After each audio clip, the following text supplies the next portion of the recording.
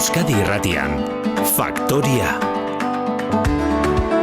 25 minutu goizeko 9:00 eta hauteskunde elkarrizketen txandan gaur Euskadi Irratian Peio Otxandiano EH Bilduren lehendakarigaia dugu gonbidatu. Otxandiano jauna, egunon, ongi etorri. Egunon, misker. Astea egin du kanpainak, maratoiaren ia erdia egin dela esan genezake, nola daramazu? Ondo, bai, ja, gogotxuk edun den kanpaina hasteko. Ze kanpaina hasten denean, bai, prestaketa lan guztia bukatzen dira, eta orduan ja sartzen za dinamika batean, nik uste dut ondo bazela. Zuen ekitaldietan, alderdi guztien ekitaldietan, ari gara proposamenak entzuten, ideien konfrontazio ordea aurrez aurre batzuren eta besteen proposamenak jartzeko aukera debateak ematen du, gaur gauean, lehendakari gai gehienek parte hartuko duzuen lehen debatea etxe honetan, Euskadi Irratian eta Euskal Telebistan, nola ari zara debate hori prestatzen? Bueno, batetik nik uste dut debateak eta oro har hauteskunde kanpaina badirela programa desberdinen artean konfrontatzeko, ez? Eta proposamen desberdinen artean ikusteko diferentzia non dauden eta diferentzia horiek nola aurkezten diren eta nola defendatzen diren, baina horrekin batean nik uste dut ere hauteskunde kanpainak eta zehazki debateak izan behar direla edo izan daitezkela aukera baita ere elkarguneak identifikatzeko, ez? Nik uste dut hori izan daitekeela berrikuntza bat, eta gu saiatuko gara horretan, ez? Importantea dira diferentziak, eta hitz egin dezagun lasai, eta eztabaidatu dezagun, ez? Ikuspegi ezberdinen inguruan, baina saiatu gaitezen baita ere identifikatzen non egon daitezken adostasunak. Ze herria ezin daiteke gobernatu gehiengo absolutoz. Ezin daiteke ez da ere gobernatu koalizio baztertzaile edo itxien bidez, eta beraz, behartua gaude adostasuna bilatzera. Gaurtik hasten bagara identifikatzen non egon daitezken adostasun horiek, demora hori aurreztuko dugu. Debate horretan, espero duzu, hautagairen baten erasorik bereziki? Ez dakit, ni saiatuko naiz ez hainbeste alderdi interesen araberako debate bat egiten, baizik eta saiatuko naiz planteatzen zeintzu diren gure ustez herri honek izan barritun aurrera bideak eta etorkizuneko ikuspegiak. Kanpainan, Jose Antonio Ardantza lehendakariaren eriotzak zuzenean eragin du, demokrazialdiko lehendakari baten lehen eriotzak dolu instituzionala ekarri du, hilkapera gaur goizean da zabaltzekoa, hil eta elizkizuna iluntzean, joatekoak zarete? Bai, oraintxe mendikatera eta Jurianera joango gara, bai, hilkaperara.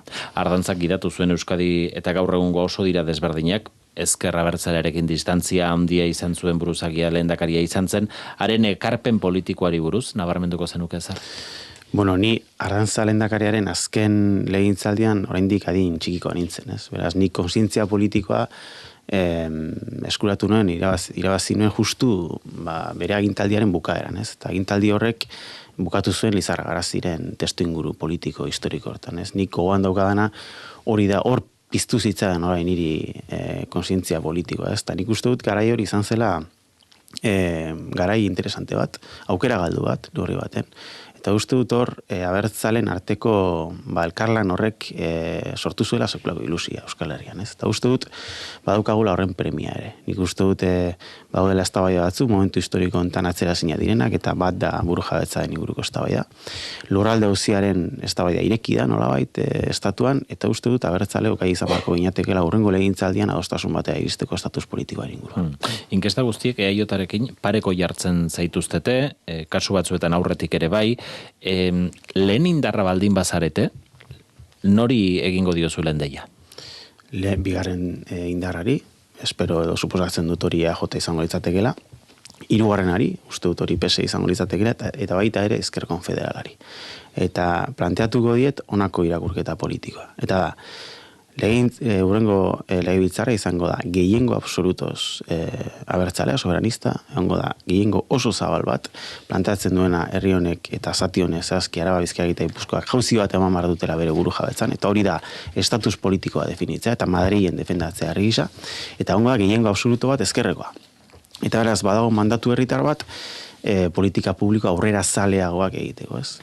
Mandatu hori jaso, eta herri proiektu baten inguruko eztabaida bat planteatuko diet. Eta herri proiektu hori definituz, eta izan barko da epe ertain luzeko ikuspegia duen herri proiektu bat, maigainan dauzkagun erronka sozialei heltzeko gaitasuna daukan herri proiektu sendo bat, planteatuko du negoziazio bat, nola konfiguratu gobernugintza, hain zuzen ere herri proiektu hori garatu dadin datozen 4 urteetan. Diozu herri proiektuaren gaineko hauteskundea direla hauek, baina aldi berean aipatzen ari zarete baita ere erregenerazio bat behar dela.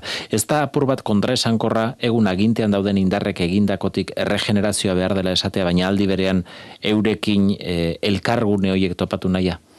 Ez, regenerazio horrek alabeharrez eskatzen du desberdinen arteko elkarlana, ez? Eta regenerazioaren ezaugarri funtseskotako bat egin zuzen da, martxan jartzea politika bat ez dena baztertzaia, ez duena inor baztertzen, eta planteatzen duena politika oinarritu behar dela kooperazioan batez ere, ez? Alderdi politikoen arteko kooperazioan, eta baita ere Euskal Gizarteko eragile estrategikoekin kooperazioan, ez? Desberdintasunak badaude gure artean.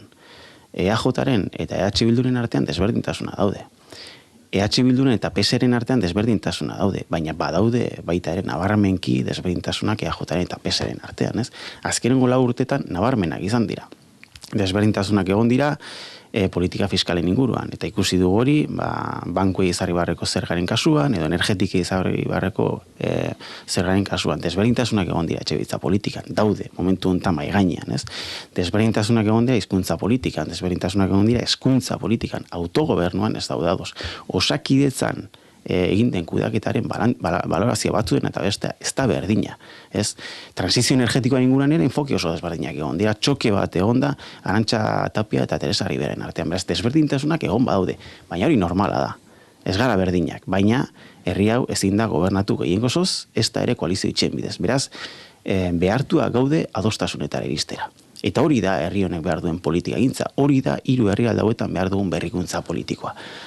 Politika bat, kooperazioan oinarritzen dena, mandatu herritar hori jasotzen duena, eta hortik planteatzen duena herri proiektu bat.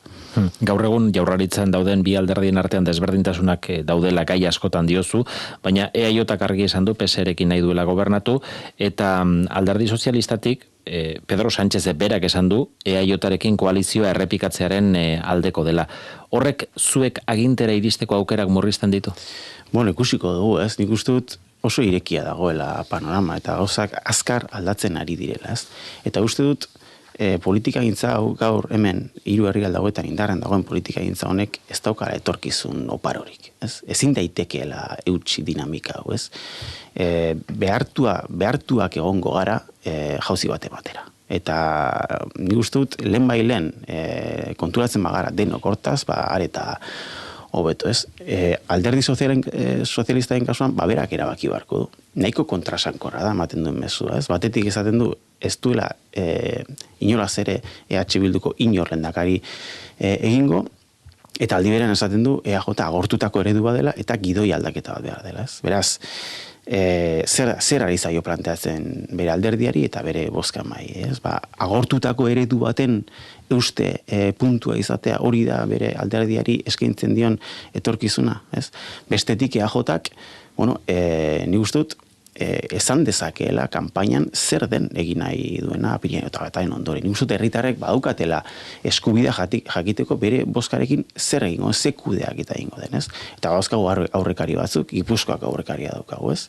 Non mantendu den koalizio hori lehen indarra baztertuz eta hartu diren PPren bozkak mantentzeko nolabait koalizio eredu hori, baina badaude beste adibide batzuk, eta Iruñan dago beste adibide bat, eta Nafarroan dago beste adibide bat, ez? Nola izan garen gai, 3 alderdiok desberdinen artean helburu partekatu baten alde bestelako politika martxan jartzeko, ez? Kooperaziozko politika. Nik uste dut askoz ere emankorragoa dela dinamika hori.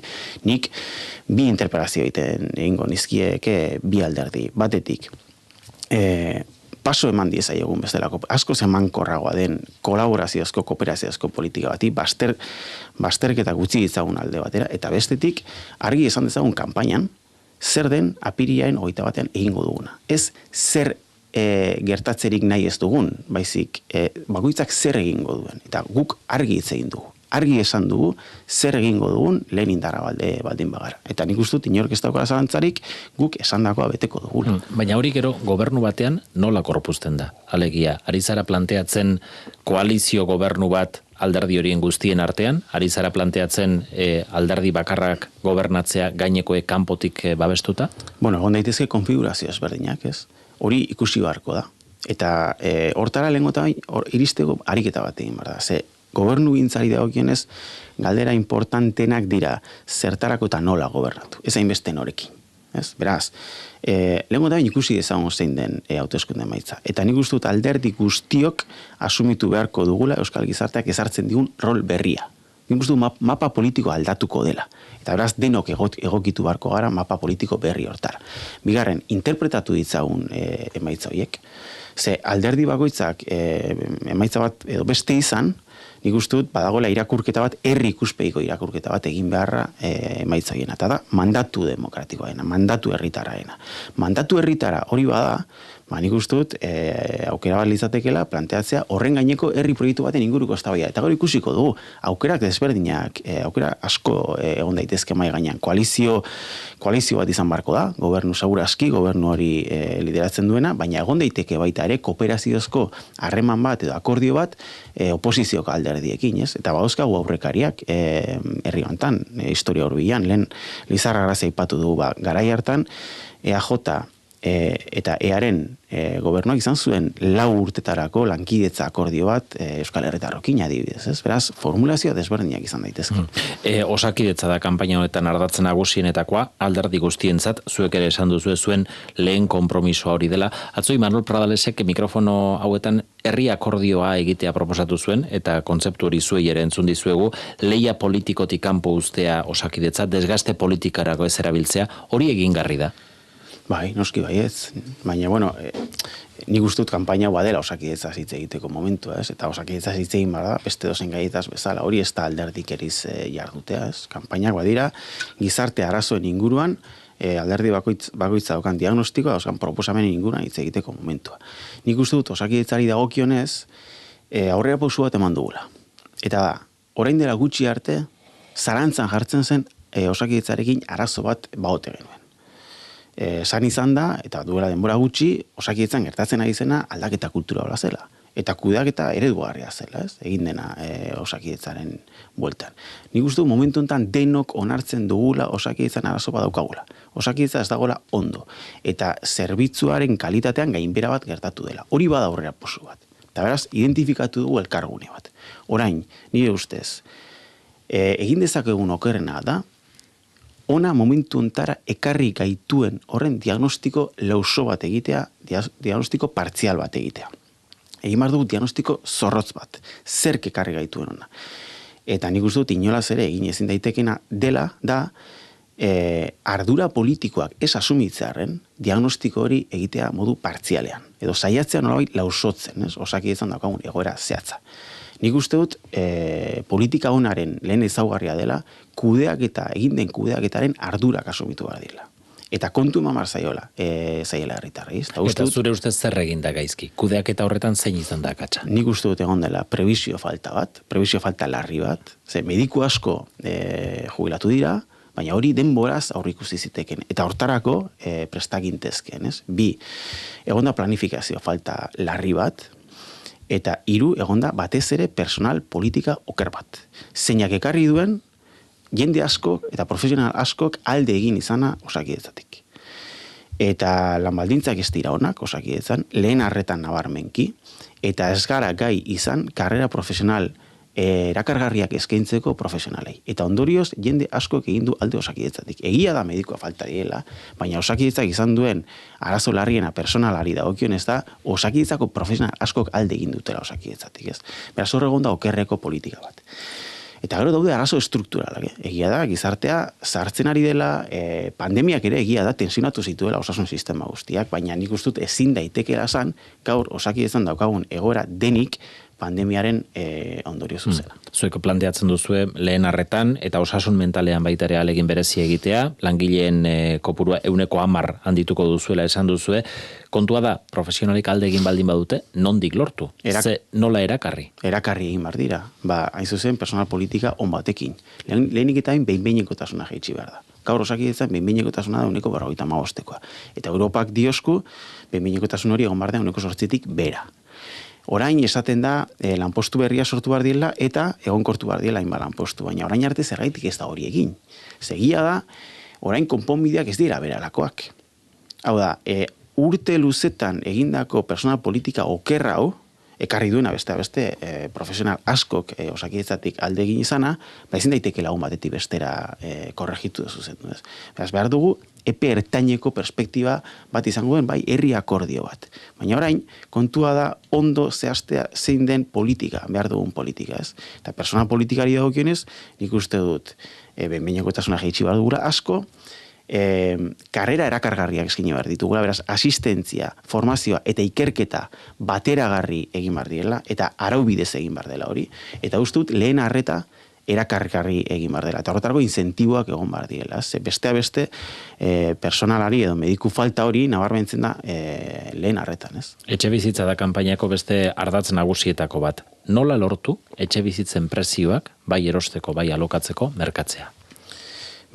Neurri estrukturala eta kontrastatua Europar testu inguruan da, izatea aski etxebizitza publiko, gai dena, hain zuzen ere, etxebizitza merkatua erregulatzeko modu egiturazko baten, modu estruktural baten. Hori da politika egiturazko, ez? Eta esaten denean, EAEk, autonomia erkidegoak daukala estatuko etxebizitza publikoen erena bertan, egia da. Baina ez dena esaten da, Espainia salbuespena dela Europa mailan. Hau da, azkenetarikoa dela Europa mailan etxebizitza publikoen kantitateari dagokien, ez? Beraz, iparraldera begiratu behar dugu, Austriara, Bienara, begiratu behar dugu, Herberetara, Suediara, herrialde nordikoetara. Eta argi dago, politika kontrastatua dela, izatea, parke publiko bat, etxebizitza babestuko, etxebizitza publikoko parke behar beste zabala, behar beste handia, zeinak gai den, prezioak erregulatzeko, etxebizitza merkatua erregulatzeko. Hori da politika estrukturala. Eta gero horri, erantzi zaizkio beste hainbat neurri. Adibidez, alokairuzko prezioak mugatzea. Eta hortarako tresneria juridikoa badaukagu jada. Etxebizitza turistikoak mugatu egin behar dira. Eta hortarako baliabideak badauzkagu. Etxebizitza hutsak mobilizatu egin behar dira eta merkaturatu egin behar dira. Espekulazioari frenoa jarri bazaio, inbertsio funtsei eta beste. Badaude bestelako neurriak nolabait batera, ez, garatu behar dienak eta modu akonpasatu eta integral baten, baina politika estrukturala da, osatu behar dugula etxebizitza parke publiko handi bat, aski handia, gai dena estrukturalki prezioiek jeisteko. Zer gai ikuspuntutik, zerbait egin daiteke, etxe bizitzaren arazoari irtenbide bat emateko? Gauza asko egin daitezke, eta hor ere fiskalitatean ikuspegitik garatu behar da etxe bizitzari begirako fiskalitate oso bat, ez? Nik uste dut hor ere errekorridoa daukagula egiteko, inzentibatu behar da, hobari fiskala jarri zaizkio alokairuari, etxebizitza hutsak mobilizatzeko neurria jarri behar dira, badauzkagu jada mai gainean batzuk, adibidez, ibia, ez? Ibiaren rekargoa, baita ere kanona, etxebizitza hutsen kanon hori legea jasota dauka, baina nolabait Eusko Jaurlaritzak utzi du udalen esku, eta udalek behar dituzte baliabide juridikoak, aholkularitza, bitartekoak, halako politikak martxan jartzeko. Etxebizitza erosteko hipotekagatik gaur egun indarrean dauden dedukzioak mantentzearen aldeko zara? Bueno, hontaz hitz egin izan du, ez? Nik uste dut jendeak ez dituela dedukzioak behar. Jendeak behar duena da prezioak, etxebizitzaren prezioak eskuragarri izatea. Etxebizitza politika txarra da, prezioak neurrizkanpo mantentzen dituena, eta ondoren, hobari fiskalak eskaintze dituenak etxebizitza bat erostaren truke, ez? Dedukzio horri dagokienez, guk planteatu duguna da hemendik aurrera errebisatu behar dela dedukzio hori. Hau da, gaur, egun, hipoteka bat dutenei, etzaiela berrikusi behar hobari fiskal hori, mantendu egin behar zaiela. Baina hemendik aurrerakoan, aztertu behar dugula, zergaitik, uste dugulako administrazioaren baliabide ekonomikoak egon behar dira zuzenduak, hain zuzen, etxebizitza publikoa sustatzera. Eta nagusiki alokairizko etxebizitza zergaitik hori delako neurri estrukturala posible egin dezakena etxebizitzaren prezioa mugatzea. Eta datu bakar bat emango dute. Nafarroan, EAJ izan zen, hobari fiskal hori kendu zuena. Beraz, sensazioa daukat, kanpaina elektoraletan eztabaida batzuk modu taktizistan baliatzen direla, ez? Eta aldiz, testuinguru elektoraletik kanpo, aztertzen ditugunean gauzak beste ostasun batekin, hartzen dien erabakia beste batzu dela.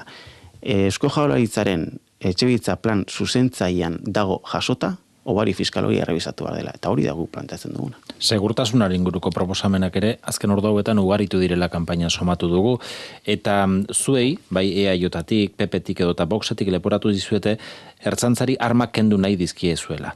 Zer da zehazki suarmen erabilera gutxitzeko zuen programa horrek biltzen duena?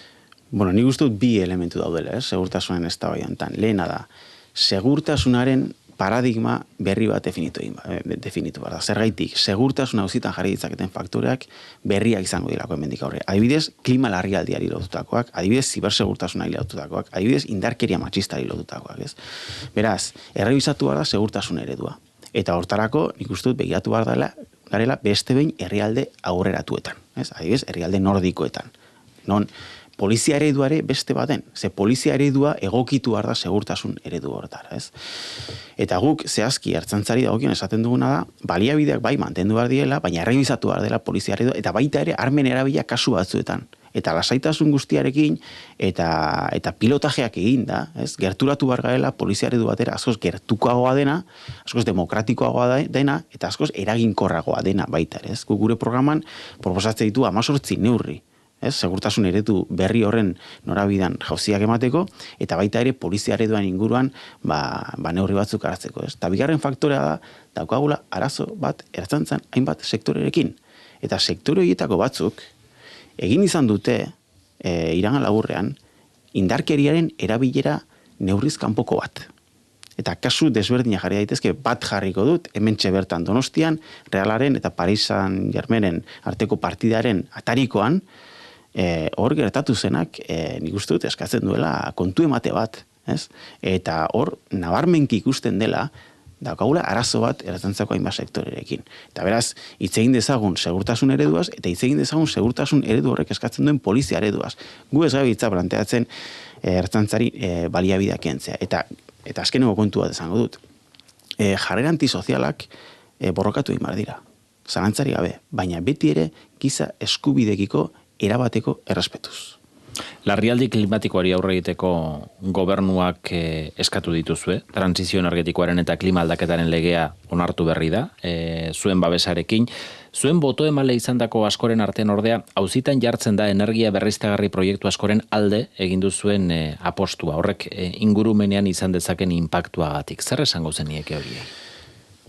Bueno, transizio energetiko bat egin behar dugula, ala berrez, klima larrialdi betean gaudelako, eta zientzia diosku CO2 emisioa jaitsi behar diela. Eta orain, hitz egin dezagun zer den transizio hori, ez? Eta energia berriztagarri dagokien ez da 3 galdera erantzutea bat. Zenbat energia berriztagarri? Eta hau lotua dago transizio horren nolakotasunaz. Ze transizio hori ez da erregai fosilak energia berriztagarriatik ordezkatzea, hori baino askoz gehiago da. Beste konsumoaren jaitsiera handi bat ekarri beharko du transizio horrek. Beraz, zenbat eta ze puntutatik gora ez gehiago, hori da galdeetako bat. Bigarrena da, non, eta horrez ikusi dauka, lurralde plangintzarekin, lurralde planifikazioarekin, lurraldearen ordenazioarekin, eta ikusi beharko da nola egin, impactu izan daina eta txikiena, eta indadi modu orekatu baten energia berriztagarrien despliegea. Eta 3. galdera da, zertarako.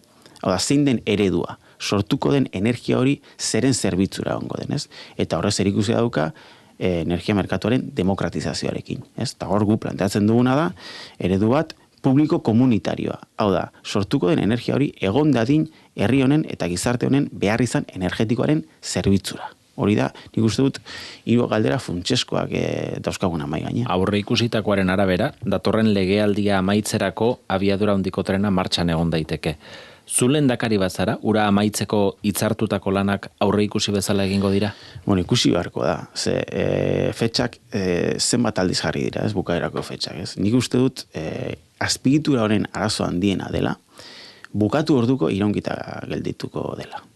Lehenik eta bain, momentu honetan ez dago aurreikuspenik Espainiariko konexioari dagokionez. Eta ez dakigu konexio horrek baimenduko duen garraiatzea merkantziak, adibidez, ez? Eta badakiguna da, Frantziak atzeratu duela 2040 urtera gutxienez Hendaia Burdeos konexioa, ez? Beraz, gaur eskuartean daukaguna da, abiadura handiko tren baten proiektua konektatzen dituenak 3 hiriburuak eta ez dituenak merkantziak garraiatuko printzipioz, besterik ziurtatzen ez den bitartean, ez? Hori daukagun errealitatea. Egia da azpiegitura horren eraikuntza oso aurreratua dagoela, ez? Baina zehazki, badaukagun momentu honetan nik uste dut aukera mai gainean, eta da Burgos, Gasteiz eta Iruñaren arteko lotura nola egin. Eta nik uste dut hor prestazio altuko tren sozial baten proposamena egin behar dela. Eta lehentasuna hor jarri behar dela. Merkantziak garraiatuko dituen, baina aldi berean aldiriko trena izango den proiektu bat martxan jartzeko aukera daukagu, orain arte garatu den ereduarekiko nik uste dut desberdina dena, hobeto gokitzen dena garai hontara eta askoz ere funtzionalagoa izango dena, eta errendimentu sozial asko hobeagoa izango duena. Amaitu behar dugu, baina atletiken bufandarekin ikusi zintugun larun batean, bat ere ospakizunerako betarik hartu duzu, Gabarra ikustera joateko tantzara? Bueno, partida etxean ikusi nuen, aurrez, herrian bertan afaldu nuen, eta segulako giroa zegoen herrian, gainera oso eguraldiona, eta kiston festa giroa zegoen, ospatu genuen, neurrian, etxean, eta etxekoekin, eta bihar etzi parkatu, Gabarrara... Bihar parkatu, bihar. Ez gaur debatea daukat eta horrekin hau pixka nastuta. Baina, ez dakit ikusiko dugu, segurazkian egongo gara, eta nik uste dut ospatzea merezi duela. Post-kolektibo honek, hauteskunde prozesuan eragingo du, nolabait? Ez dakit, hori misterio bada, ez? Ez dakit hori neurtzerik ere baute dagoen, soziologikoki, baina, edozein kasutan nik uste dut, notizia honak ospatu egin behar diela, eta gizarteak ere merezi duela postasuna, ez? Beti ere bada herri ikuspegiz, herri izaeraz, eta balio badu gainera gure kiroltasuna eta aldarrikatzeko, nik uste dut hori ona dela. Pello Etxandiano, EH Bilduren lehendakari gaia, eskerrik asko gaur, Euskadi Irratira etortzegatik. Mi esker zuei. 9:00 Jo Berri.